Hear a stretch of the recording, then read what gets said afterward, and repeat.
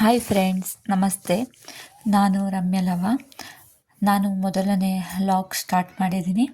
ನಿಮ್ಮೆಲ್ಲರ ಸಪೋರ್ಟ್ ಬೇಕು. ನಾವು ಬೆಂಗಳೂರಿಂದ ಬಂದ್ವಿ ಹಬ್ಬಕ್ಕೆಂದು. ಬಂದು ಮನೆಯೆಲ್ಲ ಕ್ಲೀನ್ ಮಾಡ್ಕೊಂಡ್ವಿ.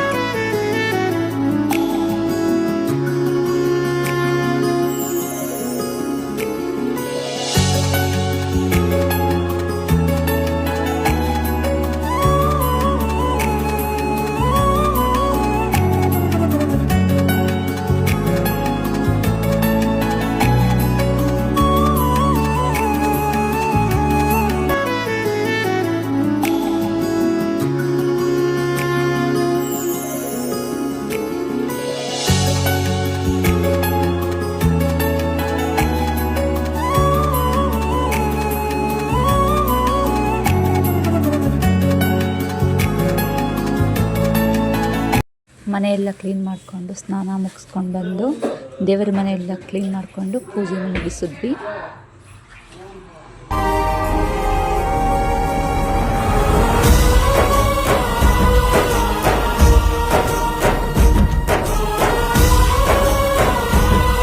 ಆದಮೇಲೆ ನಾನು ಹೊರಗಿತ್ತಿದ್ದೀರೆಲ್ಲ ಅಡುಗೆ ಎಲ್ಲ ರೆಡಿ ಮಾಡ್ಕೊಂಡಿದ್ರು. ಸ್ವಲ್ಪ ಒಬ್ಬಿಟ್ಟು ಒಂದು ಪೆಂಡಿಂಗ್ ಇತ್ತು. ನಾನು ಸ್ವಲ್ಪ ಹೋಗಿ ಹೆಲ್ಪ್ ಮಾಡಿದೆ.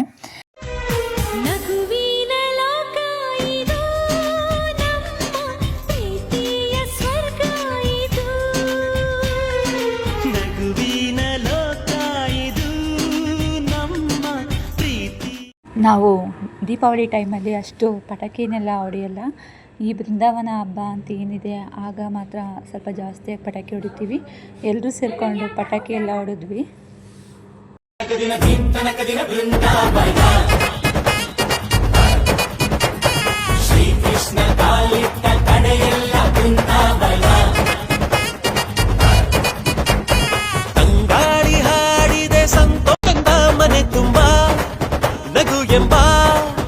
ತಂಪು ಗಾಳಿ ಇದ್ರೆ ತಾನೇ ಚೆಂದ ನಮ್ಮಿ ಸಂಬಂಧ.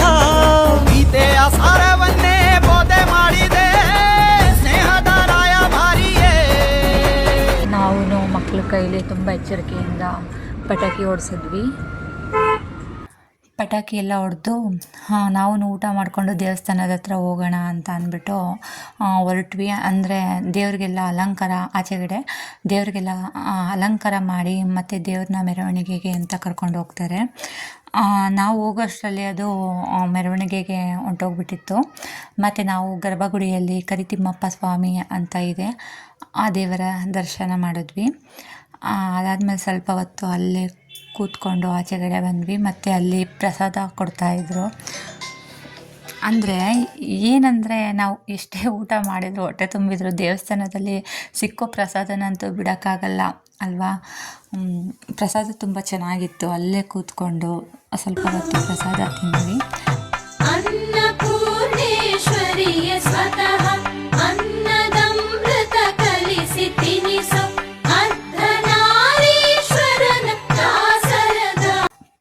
ಮತ್ತು ನಾವು ವಾಪಸ್ ಮನೆ ಹತ್ರನೇ ಬಂದು ಒಂದು 2-3 ಅವರ್ ನಿದ್ದೆ ಮಾಡಿದ್ವಿ. ಮತ್ತು ದೇವರು ನಮ್ಮ ಮನೆ ಹತ್ರ ಮೆರವಣಿಗೆಗೆ ಬರೋಷ್ಟರಲ್ಲಿ ಹತ್ತತ್ರ 2 ಗಂಟೆ ಆಯಿತು. ಅದಾದಮೇಲೆ ನಾವು ಆರತಿ ಎಲ್ಲ ಕೊಟ್ಟು ಮತ್ತು ದೇವರು ಮುಂದೆ ಹೋಗ್ತು. ಇಷ್ಟು ನಮ್ಮ ಈ ದಿನದ ವ್ಲಾಗ್ ಆಗಿತ್ತು. ನಿಮಗೆ ಈ ವಿಡಿಯೋ ಇಷ್ಟ ಆದರೆ ಸಬ್ಸ್ಕ್ರೈಬ್ ಮಾಡಿ, ಲೈಕ್ ಮಾಡಿ. Thank you. ದೇಹಾಲಯವೇ ದೇವಾಲಯವು, ಲೋಕಾನುಗ್ರಹವೇ ದೈವಾನುಗ್ರಹವು, ಪ್ರಣವ ಸ್ವರೂಪ ತೇಜೋಮಯವು,